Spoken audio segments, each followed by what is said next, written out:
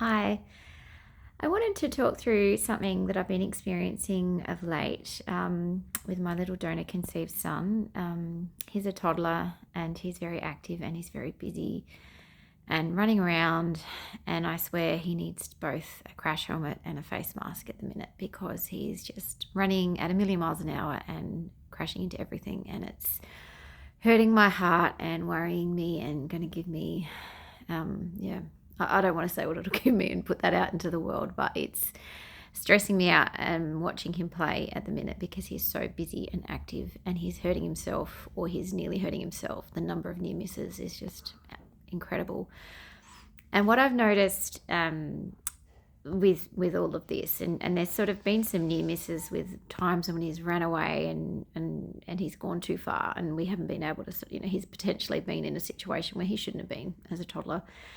And there's sort of been some thoughts in my brain coming up because he is donor conceived. And I guess it's like essentially I feel like it's like a psychological closing of the loop or closing of the fear essentially, because when these moments are happening, my heart is racing, my heart stops, and I'm so panicked and I'm so concerned that he's hurt himself. And I'm just in this heightened state of, I've got to stop him, I've got to protect him, he's going to hurt himself. And if he does, I'm just like, oh, I can feel his pain and I hate it.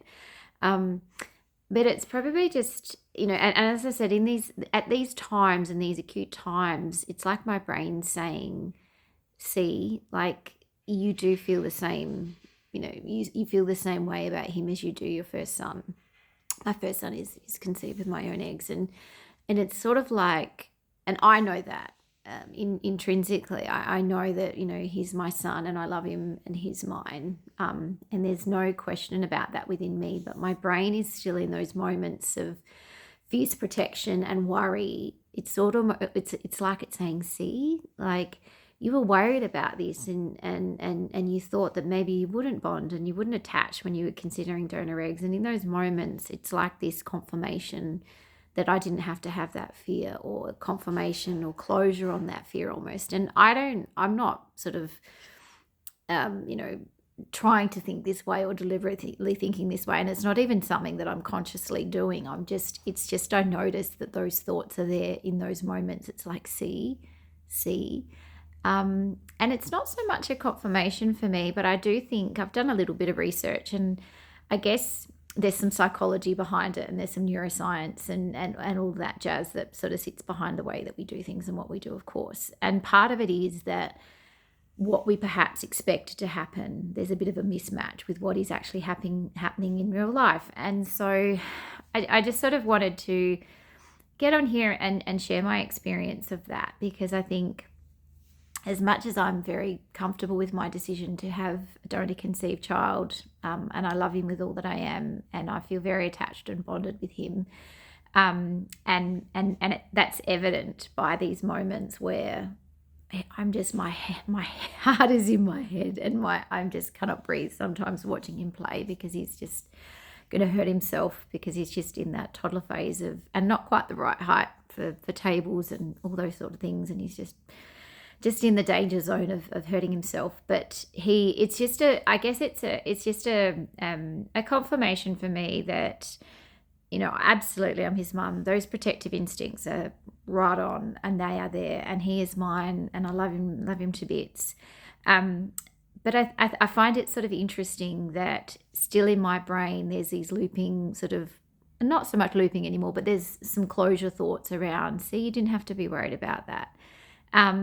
So just to normalize it for you, if you're going through the same thing, I think it's normal. I mean, it's what's happening for me. I'm sure other women out there that have been through this experience have the same sort of things happening. And it certainly didn't happen, with my first son, who was conceived with my own eggs. I never ever had these, these confirmation, thoughts, or these sort of validations, or this sort of experience where something I feared before was sort of, clarified or confirmed at a later date with lived experience. It hasn't happened with my first son, but it has with my donor conceived son. And so I wanted to share it in case it resonates, in case that, you might be going through the same thing. with your donor conceived child, or you may be worried that you won't bond and you won't attach. So I guess I'm here to say that I absolutely can confirm that, relationship and care and love are what builds attachment and bonding. It's not DNA, because I'm feel very, very well attached to my little bubba. And I do have that fierce mama bear instinct, that fierce protective instinct of him. I'm absolutely that for him.